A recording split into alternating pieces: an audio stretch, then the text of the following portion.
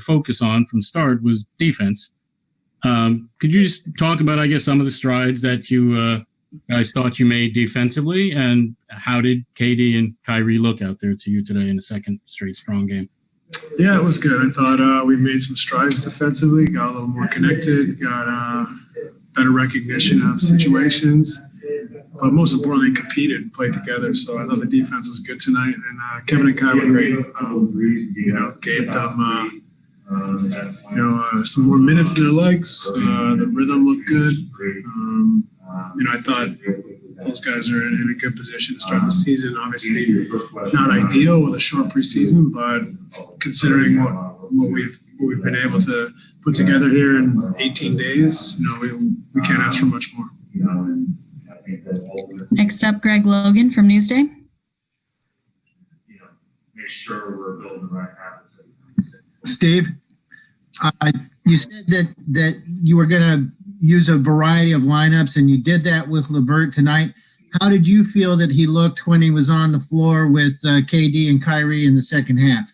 Yeah, good. Yeah, Harris is a versatile, skillful player.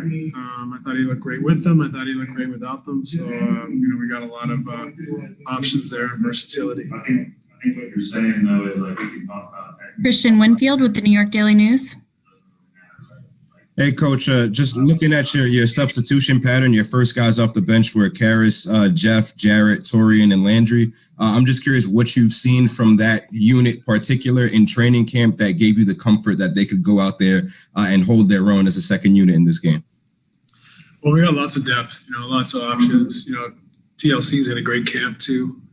So it's hard, to try to fit everyone in. Lots of guys deserve to play, but we feel pretty confident about our second unit, and whoever that is, it could change. It could be different guys, different, in different scenarios, different nights.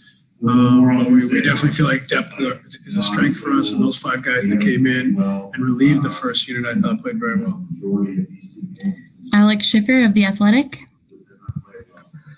Hey, Steve, you're 1 for 1 with coaches' challenges so far in your career. I'm curious what you think of them. Some coaches have kind of said, maybe they're paying a little too much more attention to the officiating than they'd like from them. Others have found them really useful. Where do you kind of fall on that? I have no idea. Mike D'Antoni was like, you should challenge tonight just one time to get a feel for it. So we kind of said before the game we were going to challenge a call, right or wrong. And that was just the moment that someone was like, I don't think he fouled him. So we said, let's do it. Challenged. It was a monumental moment in Nets history, that's for sure. Back to Christian Winfield with the New York Daily News. Hey, Coach, obviously there's going to always be a lot of attention on KD and Kyrie. And then even from there's going to be attention on Spencer and Karras. But can you just talk about what kind of a weapon Joe is out there? It looks like he's shooting deep contested threes in transition and making them. Just what does that do for the offense when he's able to space the floor like that in transition like that?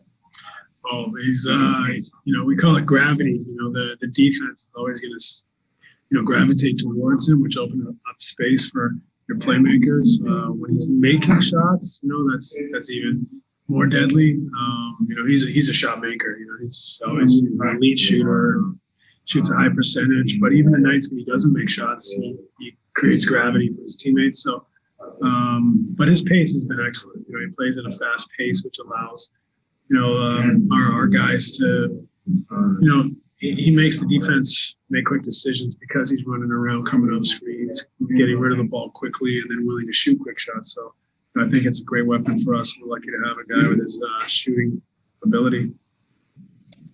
Jared Weiss with The Athletic.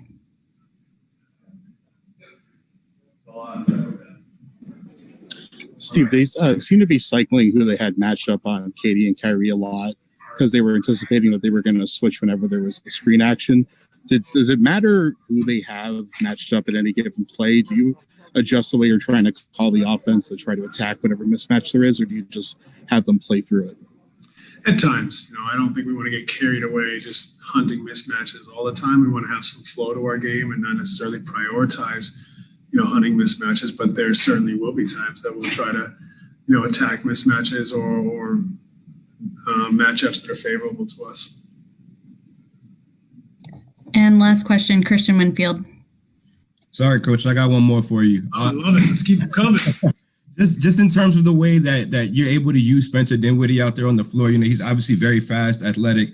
In transition, is it fair to say that he's kind of like a special teams gunner, he's able to get up the floor? And what does that allow you to do in transition when you've got a guy that's speedy like that who can get out and make plays without the ball in transition? Well, he's a great basketball player. He's a great athlete, but he's also skilled.